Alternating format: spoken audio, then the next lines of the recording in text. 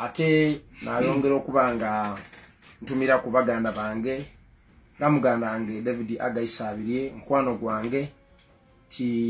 tibyatambwire bulungi aye ndowooza nti era you can still make it better next time. Motesa Geoffrey tali kuba freestyle ndi mchala chemtai anakaimba kakunyumire no you know no muntu gwensinzo okwenda okuvaluya twegaita ku abaire okulwa struggle era tambwire naye bulungi twegaita ku lifozi ya twegaita ku I think it was in May yeah officially but yali already nga atambula nife but officially yatwegeta ku May era president Kyagulanyi Ssentamu yamwaniriza ku kitebe sebe kavuli muganda wange Mutesa Geoffrey Mujinja West Mugaya Paul Dr. Sulaiman Namuoza muganda wange na Subo Florence onali Bomanjeri doza nti ndikwenda okubategeeza nti bino ebintu bye twayidamu bintu byakubanga tutwala bukulembeze ate mwabeera abantu banji ku kifo of course nga mwene mwena timusobola akola ki kubanga mufuna card so tuli kusaba nti mu backing ababa afunye cards sobola okubanga tutwala obukulembeze bwa National Unity Platform mu maiso ate osanga nti imwe abayido okuvaayo ne mu backing abo osanga mu struggle eno tunaba tumaze okubanga tutuuka ebifo bingi ino president aba nebifo bingi ino asobola okwa appointinga so ife twalingirire sebo ku kigambo kye twita vetting eya contributinze 40% ate sebo ni ground work era ndikwenda okutegeeza nti sebo oidinga ground work yatandika president Kyagulanyi yakoba nti bana mujje mukole ki mulaire awo byatandikira babona mugani atambula ati abikibiki sebo by incumbents ngawo kyali ere mu NRM olwakolebwa neno mu National Unity Platform by incumbents almost 21 imo piziti bakoze ki tibaize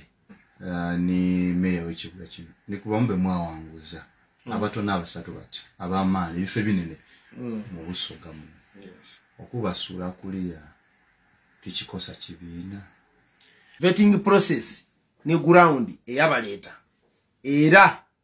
je bakozeisa okuba ngera balekebwa olw'ensonga nti oidi bali ku kitaawe ino oidi butimperano busoga twafuna ebifo bisatu ebyamaani ate butimperano twandibe tuzimbira okwo okusobola okubanga butimperano fena tuzimba obusobozi ndikwenda okubategeeza nti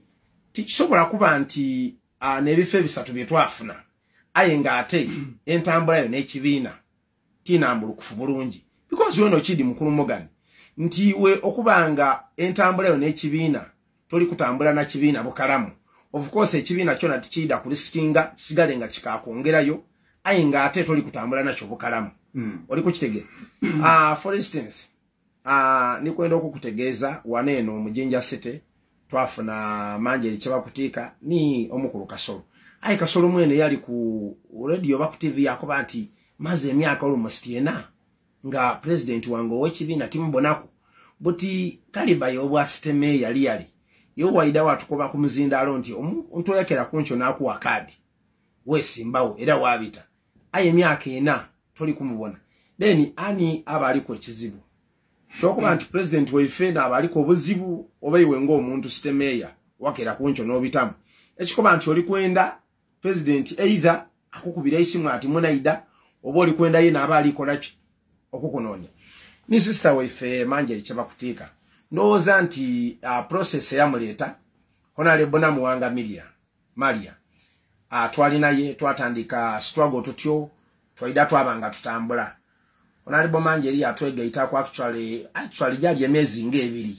tujje mu kusunsula oba abantu okubanga batola yoki empapula era Honorable Maria yali akubisa na billboard sine ebintu ebifano sine bityo aye bwakera kunjo ekibiina kyakoba nti be Honorable Manjeri Kyebakutika alina ground ate osanga ni vetting yakola ki era pate yamuwaaki ekibiina so ndikwenda abantu baikirize nti lero batobeire encho osobola okuba